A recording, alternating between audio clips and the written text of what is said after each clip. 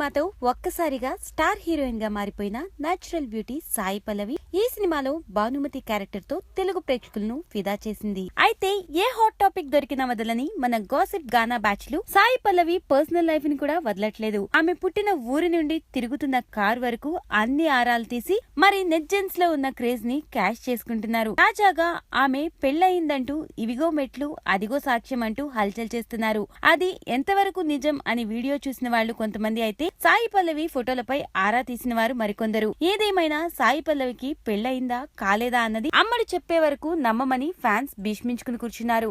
అదలా ఉండగా సాయి పల్లవి ముందు చేయబోయే సినిమాల విషయంలో చాలా కండిషన్స్ పెడుతోంది. అయితే ఆ కండిషన్స్ రెమ్యునరేషన్ గురించి కాదు, తనకంటూ ఏర్పరచుకున్న వ్యక్తిత్వాన్ని దెబ్బ తగలకూడదని. శేఖర్ కమ్ముల బలవంతం మీదనే ఫిదాలో వెస్ట్రన్ డ్రెస్ వేశానని సాయి పల్లవి ఇక మీదట ఎట్టి పరిస్థితుల్లోనూ అలాంటి డ్రెస్లు వేసుకోనని చెప్పేసింది. అంతేకాదు కథ విషయంలోనూ తన అభిప్రాయాన్ని గట్టిగానే చెప్తోంది. ఎట్టి పరిస్థితుల్లోనూ రీమేక్ సినిమాలు చేసేందుకు అంగీకరించదట. ఫిదా సినిమాను రీమేక్ చేసినా తను మాత్రం భానుమతి పాత్రలో నటించేదే లేదని చెప్పింది సాయి పల్లవి.